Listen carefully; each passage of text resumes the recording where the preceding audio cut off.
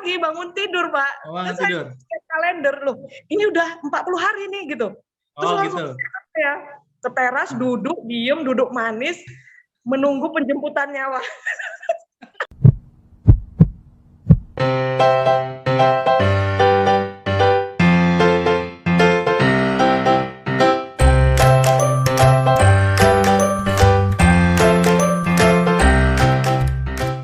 Kali ini saya ingin berbagi kembali bersama Anda dengan mengundang ya alumni UMP yang saat ini sudah beberapa bulan keluar dari UMP dan kita memanggilnya untuk menjelaskan keadaannya saat ini.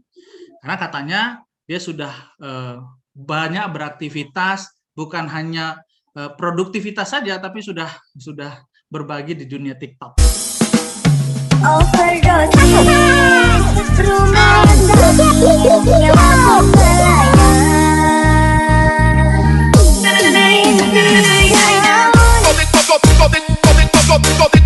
Gitu ya, jadi sudah menikmati hidup, sudah berbagi keceriaan gitu, dan itulah yang saya undang kembali untuk bertanya bagaimana keadaannya pasca selesai dari UMP.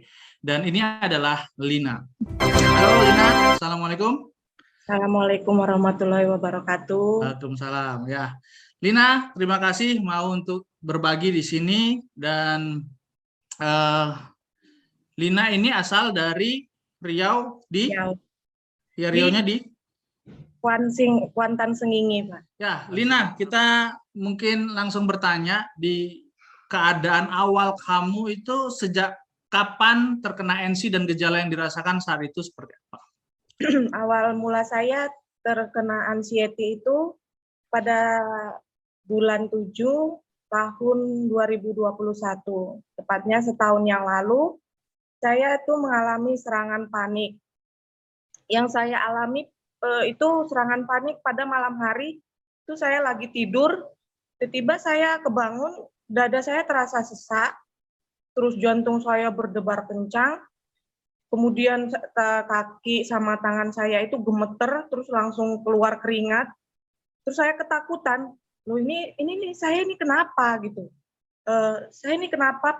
Dan pada saat itu masih gempar-gemparnya musim corona yang banyak orang meninggal.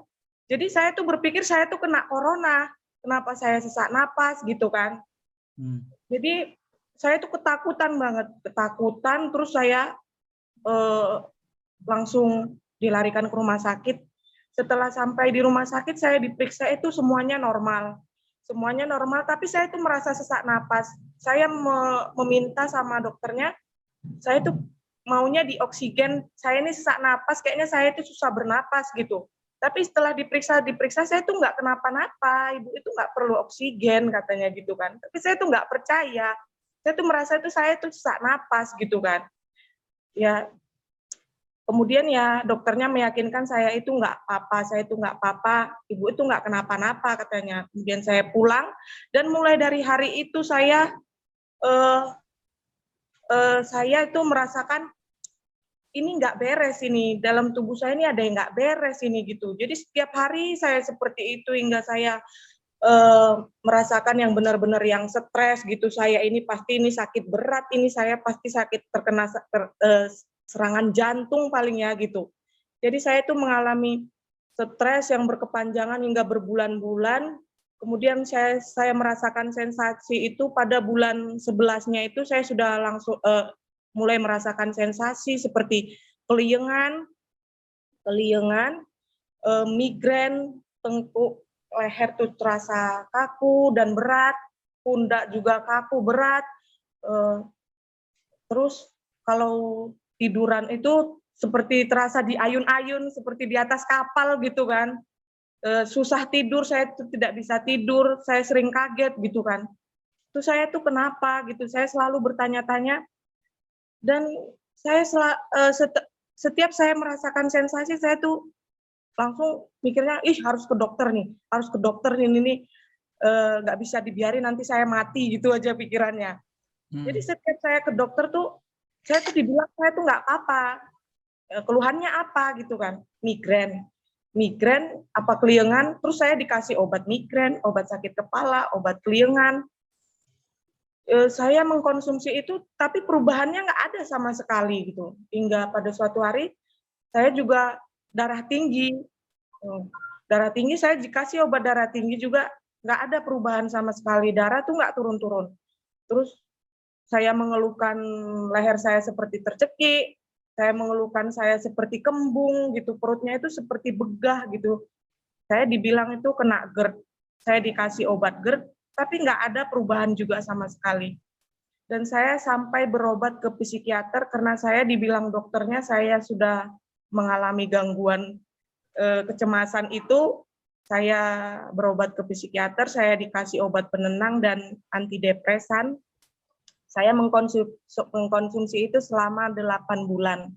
Yang saya rasakan pada saat saya mengkonsumsi itu, iya sih, saya merasa tenang, saya merasa kecemasan saya hilang gitu kan. Tapi gitu keesokan harinya saya kembali lagi dengan sensasi-sensasi yang keliengannya, yang migrainnya, yang muter-muter seperti vertigo gitu. Serba sensasi yang udah macem-macem lah, sakit pinggang, nyeri dada yang tembus ke punggung. Begitu aja setiap hari hingga 8 bulan lamanya, hingga pada suatu hari saya itu merasa hidup saya itu udah nggak ada gunanya lah, ngapain lah hidup gitu kan. Hidup tuh nyusah-nyusahin keluarga, nyusah-nyusahin suami, tiap hari itu mengeluhkan aku sakit ini, aku sakit itu, tiap hari yang ada cuman mengeluh, ujung-ujungnya marah, sensitif, nggak sabaran gitu kan. Hingga pada suatu hari itu saya itu merasa itu udah kayak udah di puncaknya kali, udah stres banget, kepala saya terasa sakit, itu sensasi itu datang sekali langsung, itu nyeri dada yang gemeteran, yang seperti mau pingsan, itu sampai saya itu ketawa-ketawa sendiri, sampai saya ketawa sendiri seperti kehilangan akal lah udah gitu kan. Setelah saya ketawa-ketawa sendiri, saya jalan-jalan depan rumah itu sepertinya saya tuh kayak, kenapa sih aku ini gitu? Aku tuh sakit apa sih sebenarnya? Udah capek berobat gitu kan. Kenapa nggak ada perubahan gitu? Aku tuh harus Maksudnya kamu ketawa-ketawa sendiri karena udah bentuk hopelessnya, putus iya, asanya dengan kendala itu. saking putus asanya, tuh saya sampai tertawa sendiri gitu kan. Saya teriak sekencang-kencangnya. Ketawa nangis gitu loh, Pak. Jadi itu nggak ada putus obat kan selama makan penenang itu, tetap makan obat pun putus asa juga? Putus asa juga. Saya minum obat putus asa. Pagi, sore selalu saya minum itu. Jadi nggak ada, maksudnya kamu kan sejak 8 bulan itu makan obat rutin, tapi karena nggak ada perubahan baru putus asa. Bukan karena kamu putus obat tiba-tiba terus jadi putus asa, enggak kan? Jadi memang rutin kamu makan, tapi gejalanya nggak hilang-hilang, baru kamu merasa sudah putus asa. Sangat putus asa saya, Pak. Jadi di suatu malam saya itu berdoalah. Ya memang sih saya selalu berdoa, cuman kayaknya di malam itu saya benar-benar udah putus asa kali. Saya minta jalan kesembuhan, ya Allah tunjukkan saya jalan kesembuhan. Tunjukkan ya Allah saya jalan kesembuhan, saya sudah nggak kuat seperti ini gitu. Jadi pada suatu ketika keesokan harinya saya tuh kok buka Instagram, saya termasuk orang yang jarang buka Instagram ya. Terus kok tiba gitu kok ada kepengen tuh mau buka Instagram. Terus saya buka itu Instagram, langsung tuh ada postingannya Pak Dr. Dino. Loh, ini kok di situ tuh ada testimoni, kesaksian-kesaksian orang yang udah sembuh. Saya tonton sampai habis, itu semua gejalanya tuh sama seperti yang saya alami gitu kan. Malah lebih parah, di kesaksian itu ada yang 30 tahun, ada yang 2 tahun, yang udah minum obat sampai 7 tahun. Wih, kayak sepertinya saya harus ke sini deh. Sepertinya saya ini sama obat-obatan udah nggak mempan, kayaknya udah nggak ada gunanya tuh obat-obatan. Saya ini harus mengupgrade pikiran saya seperti yang udah saya tonton di YouTube Bapak itu. Dan kemudian saya langsung menghubungi WA yang tercantum di situ, saya telepon Bapak itu, saya berniat untuk berobat lah, gitu kan, sama Bapak itu. Saya join, langsung materi pertama. Belajar materi pertama, datang tuh sensasi semuanya. Parahnya lagi ulu hati tuh kok tiba-tiba sakit gitu. Tiba-tiba sakit ulu hati itu kayak ditekan, kayak ditusuk-tusuk. Ini leher tuh kaku banget, kuping tiba-tiba itu langsung kayak kena ditutup, berdenging kenceng banget dengingnya. Jadi selama materi pertama itu saya tuh udah nggak fokus. Ini Bapak ini ngomong apa, udah nggak tahu lagi, udah nggak ngerti lagi apa sih, udah nggak nyambung lah gitu kan. Tapi saya ya ikuti aja, saya tahankan aja itu sensasinya itu kan sampai materi itu habis. Dah selesai dari materi 1 itu selesai, malam harinya saya buka-buka lagi bukunya, saya buka-buka, saya baca lagi, saya ulang-ulang lagi apa yang udah saya pelajari tadi, saya terapkan state of mind yang kayak diajari Bapak itu, saya terapkan berkali-kali, pada malam itu berkali-kali. Pertamanya itu saya susah banget menerapkan efek bahagia itu, payah banget gitu, tapi saya coba berkali-kali. Dan pada malam itu saya nggak minum obat. Saya niatkan saya malam ini nggak minum obat. Saya mau lepas dari obat. Saya udah nggak mau lagi minum minuman obat ini. Saya malam ini berniat untuk tidak minum obat lagi. Ya sambil saya berdoa gitu kan, ya Allah bantu saya gitu kan. Ya alhamdulillahnya setelah saya menerapkan state of mind langsung tidur saya. Padahal ulu hati itu sakit banget. Ulu hati sakit banget. Ini tegang aja, kaku aja ini leher ini, tapi saya bisa tidur gitu. Jam 2 malam saya kebangun, aku udah bisa tidur ya. Ini tanpa obat aku gitu kan. Senangnya bukan main Pak. Saya sampai menangis gitu kan. Ya Allah, bersyukur banget gitu. Terus kemudian saya tidur lagi hingga subuh baru saya bangun, itu saya sangat bersyukur dengan perubahan-perubahan yang ada. Baru materi 1 ya, saya sudah bisa tidur gitu kan. Udah bisa tidur selama sebelumnya 8 bulan tidur pakai penenang gitu ya? Pakai penenang Pak. Oke. Pakai penenang, pernah sekali saya lepas obat saya 1 malam Pak.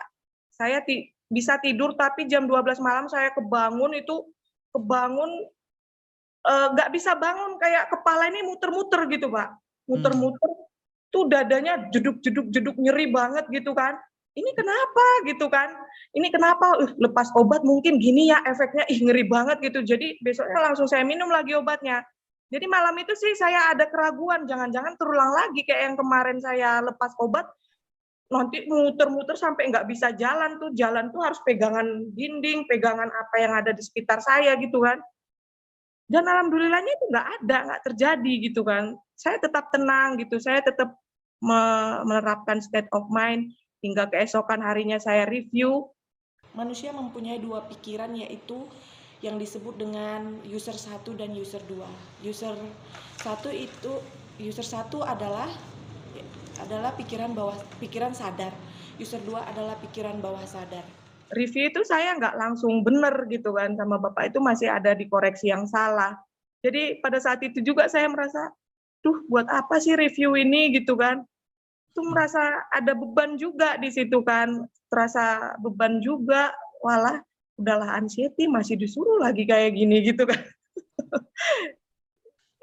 Tapi ya udahlah gitu kan. Saya dari awal sudah yakin sama Bapak ini, dan saya juga sudah mentransfer duit ke Bapak ini. Masa saya harus sampai sini aja sih, sampai materi pertama, kan nggak iya ya gitu. Jadi saya lanjut aja lah materi kedua. Pada materi kedua saya diajari state ikhlas, state sabar, state acceptance, menerima gitu kan, menerima, tidak memasukkan sampah yang baru, memaafkan. Nah, di situ saya mulai belajar. Di situ hati saya tuh langsung merinding waktu Bapak tuh menerangkan keikhlasan, artinya ikhlas, artinya sabar, artinya memaafkan, artinya menerima gitu, mencintai diri sendiri tuh saya merinding. Sampai suami saya di sebelah saya aja bilang gini, "Dek, abang tuh merinding dengan kata-katanya bapak itu, katanya. Sama, aku bilang gitu. Saya merinding, langsung malamnya saya terapkan state ikhlas saya, paginya juga saya terapkan, sampai ke reviewnya saya rajin menerapkan gitu. Dan perubahan memang benar tuh, luar biasa banget perubahannya. Setelah saya menerapkan state ikhlas tuh, saya menerapkan state memaafkan gitu, memang benar luar biasa. Keringan saya seketika hilang. Dan saya memberanikan sore harinya, saya beranikan pergi keluar rumah, yang selama ini takut keluar rumah. Karena pernah saya itu mengalami serangan panik di pasar, di keramaian. Jadi tuh kayak udah terekam di pikiran tuh, pasti saya nanti keluar, saya kayak kemarin lagi gitu. Jadi saya takut keluar rumah. Dan hari itu juga saya keluar rumah, tidak ada yang namanya kelingan tuh, nggak ada tuh. Seneng banget. Memang, jadi ya gembira lah. Jadi dari hari ke hari, materi bertambah, saya merasakan perubahan yang luar biasa. Saya, apalagi pada materi EFT yang sangat terasa gitu kan, udah mulai bangkit, udah mulai move on gitu. Jadi usaha selama ini, usaha salon kecantikan saya yang udah saya tutup berbulan-bulan lamanya, pada materi kelima EFT kalau nggak salah, saya buka lagi tuh usaha saya beranikan untuk memegang customer saya, dan alhamdulillahnya saya itu nggak ada merasakan sensasi apa-apa, saya bisa mengerjakan pekerjaan saya lagi. Hingga pada saat ini ya, alhamdulillah, saya udah bisa ngapa-ngapain lah, udah bisa ceria. Kalau dulu tuh ketawa aja tuh udah susah, udah nggak berselera gitu, karena pikirannya tuh, alah bentar lagi saya mati, 2 jam lagi nih pasti mati nih gitu. Apalagi dengar burung gagak udah 2 jam lagi nih kayaknya mati nih. Itu udah suami saya panggil, kalau ada burung gagak tuh lewat di depan rumah, suami saya panggil. Saya panggil duduk di sebelah saya. Ini kayaknya saya ini udah mau mati. Tolong anak dijaga baik-baik. Kalau mau nikah ya nggak apa-apa, aku bilang gitu. Saya nggak larang. Saya nggak larang, nggak apa-apa. Tapi kasihlah yang terbaik buat anak. Ya mudah-mudahan nanti istrimu bisalah jaga anak, menyayangi anaknya seperti anak kandung sendiri gitu. Udah sampai ngomong gitu. Lah suami saya malah ketawa. Kamu itu kenapa sih? Katanya gitu kan. Kamu itu kenapa sih? Iya, sebentar lagi aku mau mati nih. Kayaknya udah feeling ini perasaan tuh udah mau mati, kayaknya bentar lagi kayaknya gitu kan. Kamu tahu dari mana kamu mau dijemput gitu? Tahu dari mana? Kata dia gitu. Malah saya tuh diketawai. Saya diketahui tuh, aduh ini orang nggak ngerti banget sih gitu. Kalau bentar lagi saya udah mau mati gitu kan. Dia malah ketawa. Ya udahlah, ditenangin pikirannya. Itu nggak ada, itu semua perasaanmu. Loh kok perasaanmu ini bener-bener udah ini kok, udah feeling saya udah kuat gitu kan. Udahlah, pokoknya dijaga anaknya baik-baik gitu. Udah sampai seperti itu. Saya tuh setiap ada burung gagak tuh saya selalu seperti itu, langsung ngedrop, langsung panik gitu. Apalagi ada ambulan, berita kematian gitu. Seperti itu. Okay. Dalam nilainya sekarang udah burung gagak lewat tuh, alah ya udahlah cuekin aja, ya memang suaranya seperti itu ya kan. Malah saya lebih kaget kalau tiba-tiba suaranya kayak menyerupai suara kambing, kan lebih lucu lagi gitu. Ya, memang suara burung gagak ya kayak gitu ya. Suara burung gagak kayak gitu ya, mau gimana, mau saya rubah ya nggak bisa gitu. Oke. Nah, jadi kan kamu tadi mengatakan bahwa awalnya menderita sekali karena ketidakberdayaan. Tidak tahu cara menghandle, dan kamu berharap eksternal membantu kamu. Makanya ketika eksternal memberikan obat, kamu mengikuti arahan itu dan berharap obat bisa membantumu. Nah, ternyata hasilnya tidak sesuai dengan ekspektasi. Bahkan kamu sudah sampai ke tahap putus asa, ya, ngomong-ngomong sendiri, dan ya hidup segan mati tak mau tadi, ya kan, ya rasanya hidup tapi kok nggak sembuh-sembuh, tapi mati juga takut gitu kan, merasa kalau mati itu mengakhiri penderitaan, tapi ya juga ngeri juga azab kubur kan gitu kira-kira ya. Nah, kemudian kamu putuskan untuk join 2MP, ya apa artinya, kamu sudah melihat testimoni, kemudian kamu yakin join 2MP karena pertimbangan tadi ya.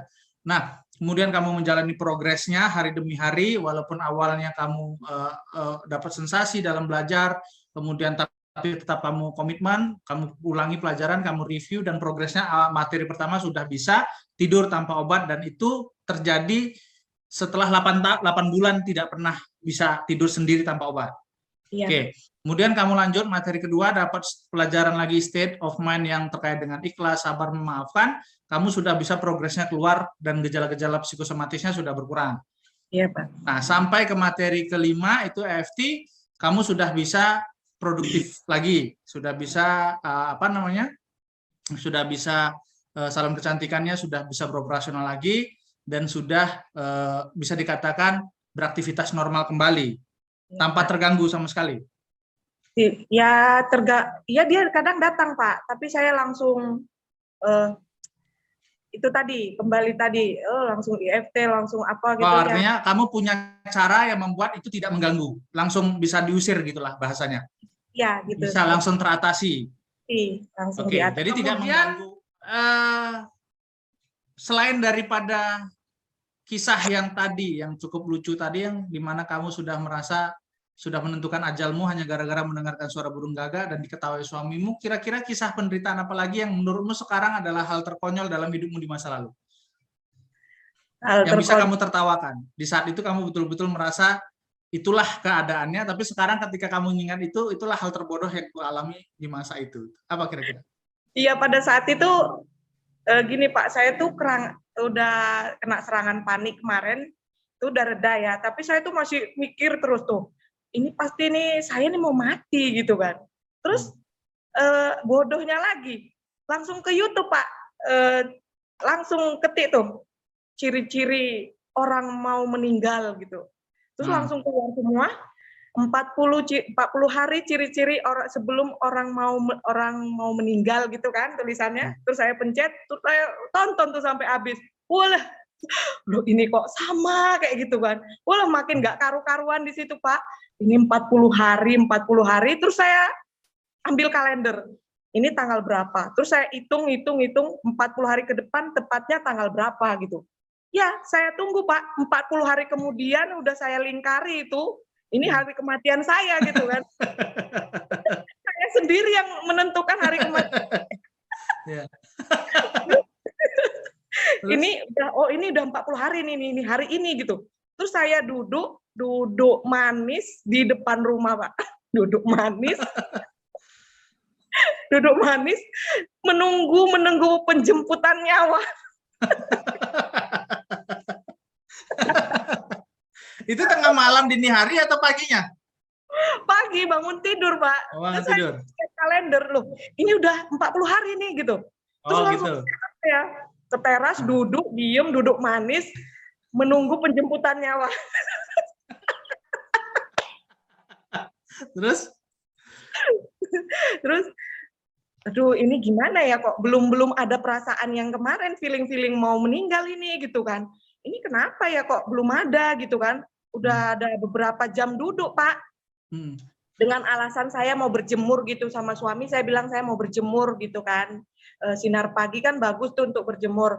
Udah lama, udah berkeringat, udah ini nggak ada gitu kan. Terus saya masuk lagi, saya udah capek sendiri, lelah sendiri Pak. Akhir saya terbuka juga sama suami.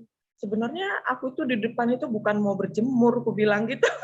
Jadi ya ini saya ceritakan yang saya udah menghitung 40 hari kematian saya mulai dari tanggal sekian dan tepatnya 40 hari itu pada tanggal sekian. Jadi saya tunggu bilang, ya Allah, dia itu sampai ya Allah sampai nyebut-nyebut suami saya. Aduh itu sampai dia ketawa-ketawa itu selalu mentertawakan saya. Setiap saya mengeluh saya selalu ditertawai sama dia itu. Jadi orang lagi serius kok diketawain gitu. Jadi udah sembuh ini. Saya ingat yang dulu, ingat nggak dulu waktu ngetawain aku setiap aku bilang aku tuh mau meninggal gitu. Iyalah, kayak mana? Udah sadar sekarang? Iya, saya udah sadar. Mana masih mau meninggal? Enggak gitu. Nah, perubahan saat ini yang kamu rasakan, kualitas hidup yang seperti apa yang sudah kamu rasakan saat ini? Perubahan yang saat ini ya lebih baik dari yang saya sebelum kena anxiety Pak. Kayak pola tidur ya, terutama pola tidurnya dulu saya sebelum terkena anxiety, saya tuh nggak tidur kalau nggak di atas jam 12. Setelah saya sekarang yang sudah sekarang ini, jam 10 tuh paling lama jam 11 saya udah tidur, Pak. Jam 11 saya sudah tidur, jam 10 saya sudah tidur, jadi pola tidur saya lebih berkualitas. Pola makan juga yang dulu udah nggak teratur makannya, apalagi kalau udah salon tuh rame tuh udah lupa makan. Sekarang lebih menjaga diri, menyayangi diri sendiri gitu. Saya udah nggak mau lagi telat makan, saya udah lebih sayang sama diri saya sendiri. Dan yang lebih itunya, saya udah lebih menghadapi suatu masalah itu udah nggak rusak-gerusuk lagi seperti dulu. Kalau dulu kan nggak sabaran orangnya tuh, emosian gitu Pak, emosian, langsung gerusak-gerusuk lah gitu modelnya. Cuma sekarang ya udahlah gitu, kalau misalnya masalahnya apalah nanti ya, nanti selesai sendiri, udahlah gitu. Jadi lebih masa bodoh, lebih sabar aja lah gitu Pak. Oke, berarti dalam kualitas tidur sudah bisa lebih panjang. Ya. Kemudian kualitas hidup terkait dengan kelola stres sudah menjadi lebih baik. Ya. Nggak tenggelam dengan masalah, sudah bisa fokus ke solusi. Tidak tenggelam lagi. Oke, kalau kemarin kan itu yang menjadi awal mulanya, sampah-sampah itu yang tersimpan ke diri sehingga itu mengakibatkan NC. Nah, sekarang sudah tidak lagi tenggelam dengan masalah. Tidak lagi. Oke, untuk menatap kehidupan sudah lebih waras lah ya. Sudah waras, Pak. Jadi udah bisa menatap masa depan, sudah punya harapan, sudah punya plan gitu ya. Kalau dulu kan hidup yang besok ini sakit apa lagi, iya. Jadi hari besok apalagi sensasi yang dirasakan, kan hanya itu yang dipikirkan, dan sekarang sudah punya gambaran kehidupan yang sebenarnya. Iya. Mau nabung, mau berkarya, mau untuk anak bagaimana masa depan, sudah waras lagi berarti ya? Udah waras, alhamdulillah udah waras. Udah nggak mikir, dikit-dikit udah nggak mikir mati lagi. Mikir mati ya, udah kembali mati itu adalah event ya, bukan lagi dikendalikan oleh user 2. Iya. Nah, sekarang pertanyaan berikutnya adalah ya, kamu kan join di UMP dan kamu tadi sempat mengatakan bahwa saya sering merevisi, memperbaiki hasil review kamu yang menjadi tugas kamu. Nah, jadi anggapan kamu sebelum atau mungkin awal mula kenal saya sampai sekarang ketika kamu sudah berakhir di UMP dan bahkan mandiri, itu menurut kamu review itu seberapa penting dan Dr. Dilan itu seperti apa? Menurut saya review itu ya, pertama saya menganggap review itu tuh nggak penting gitu ya kan Pak. Saya merasa terbeban dengan review-review itu. Cuman karena perubahan yang saya rasakan dari hasil review yang saya buat itu, kemudian saya situ baru ngeh gitu kalau review itu memang membuat perubahan besar di hidup saya gitu kan, sensasi saya hilang gitu. Jadi dari review itu bisa dikoreksi sama Bapak dokter, itu bener nggak caramu gitu, bener nggak semua urutan-urutan yang udah kamu lakukan gitu kan, jadi dikoreksi sama Bapak itu. Jadi kalau udah dikoreksi, udah bener semua ya di ACC. Kalau udah di ACC, oh berarti urutannya seperti ini. Jadi besoknya pun saya bisa langsung mempraktekkan urutan yang benar yang sudah dikoreksi Bapak itu gitu. Dan memang ya ada perubahan yang sangat luar biasa lah bagi saya. Dan menurut saya Pak Dr. Dilan itu orangnya ya kayak yang dibilang peserta-peserta lainnya ya keras ya, memang saya akui. Ya Bapak itu orangnya keras gitu kan. Kalau kamu ini gimana? Ini belum pas, ini gini. Cuman saya kembali ke diri saya sendiri, udahlah ngapain kita mempermasalahkan Bapak itu gitu, mungkin memang Bapak itu seperti itu cara ngomongnya, yang penting saya dapat ilmunya gitu aja. Jadi dalam hal itu walaupun Bapak itu keras gitu kan, mengarahkan kita ke lebih baik gitu. Jadi review kita itu benar enggaknya itu kan ya harus dikoreksi gitu. Walaupun keras ya udahlah, nggak usah dimasukkan ke hati gitu ya kan. Yang penting urutan ini benar-benar gitu aja lah gitu. Oke. Nah, kemudian seberapa besar jasa UMP buat hidupmu? Berapa besar? Sangat berjasa lah Pak. Diukur di apa ya? Ya nggak inilah gitu. Besar banget lah gitu jasanya. hingga bisa merubah saya seperti ini, yang merubah saya yang dulunya selalu negatif thinking, sekarang saya bisa lebih positif thinking dalam segala hal gitu kan. Jadi ya sangat besar lah jasanya Pak, udah nggak bisa lagi ini dengan nilai-nilai apapun tuh nggak bisa gitu Pak. Sangat Nah, besar. kamu sempat nggak terbayang bahwa kamu kan udah 8 bulan dengan advice dan treatment yang diberikan sebelumnya, tapi hasilnya bisa dikatakan jalan di tempat. Nah, kamu bisa sempat nggak berpikir apa mungkin saya bisa mendapatkan perubahan dalam waktu 1 bulan? Kan saya menyebutkan di awal itu nominalnya segitu dalam waktu 1 bulan gitu. Sempat ada keraguan nggak? Iya, sempat Pak. Ini kalau kayak gini nih, apa aku bisa sembuh gitu kan Pak? Mikirnya, duh, review aja sudah saya anggap beban gitu kan, apa saya bisa sembuh gitu kan dalam sebulan gitu. Saya tuh sempet juga kayak udah mulai down gitu kan, udah mulai nggak mungkin lah gitu ya. Cuman ya dari hari ke hari saya merasakan perubahan, saya tuh langsung ngeh gitu kan. Itu review sama state-state yang diberikan Bapak itu tuh sangat bermanfaat bagi saya, seperti yang Bapak itu untuk kamu, bukan untuk saya, kata dia gitu. Jadi saya tuh langsung deg gitu kan, dengar kata-katanya itu untuk kamu, bukan untuk saya, kan kamu yang menderita gitu. Jadi saya langsung, oh iya ya gitu kan. Jadi kamu tuh harus berjuang gitu kan. Iya ya, yang benar kata-kata Bapak itu. Jadi kalau aku gini-gini terus tuh nggak akan ada perubahan gitu kan. Jadi saya, iya, alhamdulillah 1 bulan tuh banyak banget perubahannya, Pak. Oke, jadi ini adalah fakta. 1 bulan dengan 8 bulan yang jalan di tempat. Iya, fakta. Oke. Sangat. Terakhir Lina, bagaimana tanggapan suamimu, orang-orang terdekatmu, sahabatmu melihat perubahanmu? Ya, terutama ya tanggapan suami ya, Pak. Ya sangat senang lah gitu kan. Dia tuh sampai ya sama seperti saya sampai meneteskan air mata terharu gitu ya kan Pak, perubahan-perubahan yang ada, terutama sensasi-sensasi yang saya keluhkan setiap hari, sensasi ini itu setiap hari silih berganti, ada aja sensasinya. Sekarang melihat saya sudah bisa sehat, bugar, malah saya sudah ke sana, ke sini, udah kadang nggak betah di rumah, pengennya jalan aja gitu Pak. Kalau dulu maunya di rumah, kalau diajak keluar wis nggak mau gitu kan. Dia tuh udah sangat senang gitu kan. Teman-teman yang deket yang ngerti saya itu sampai meluk saya. Ya meluk saya lah, senang lah Pak. Oke, maksudnya dia tahu kamu berubahnya itu dari mana? Kamu udah bisa cerita atau kamu sudah banyak ikut jalan keluar sama dia atau kayak mana? Dari Sehingga tahu. aktivitas gitu Pak. Oh, jadi dia lihat yang dulunya Lina itu hanya di rumah-rumah saja, sekarang sudah bisa keluar, bisa aktivitas tanpa ada mengeluh. Iya, saya kan ikut komunitas senam aerobik gitu Pak. Dulu saya udah nggak ikut, udah males. Sekarang kok aktif lagi gitu kan.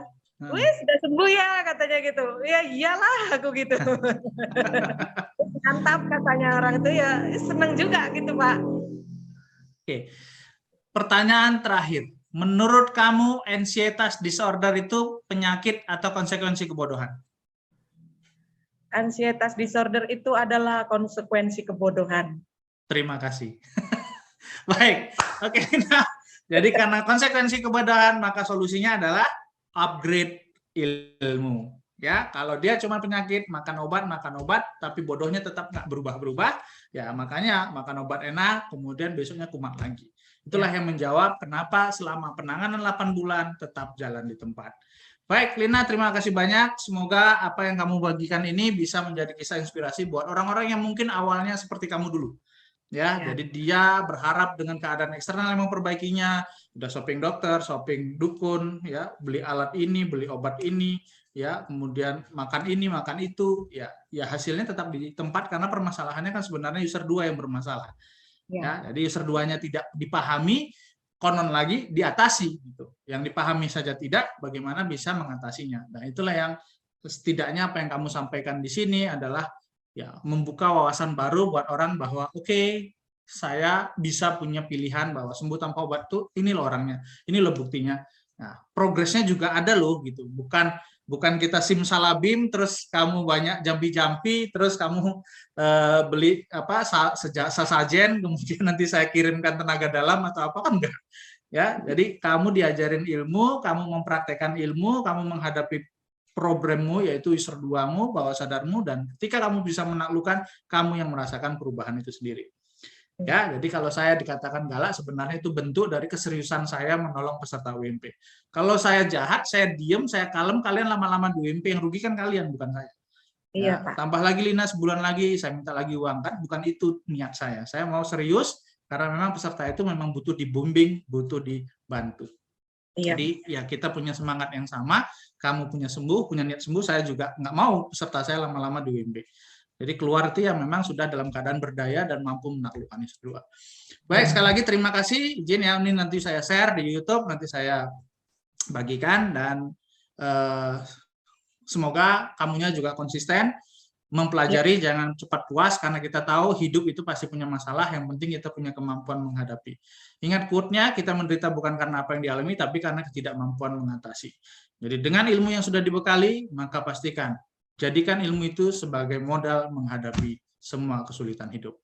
Terima kasih. Assalamualaikum warahmatullahi wabarakatuh.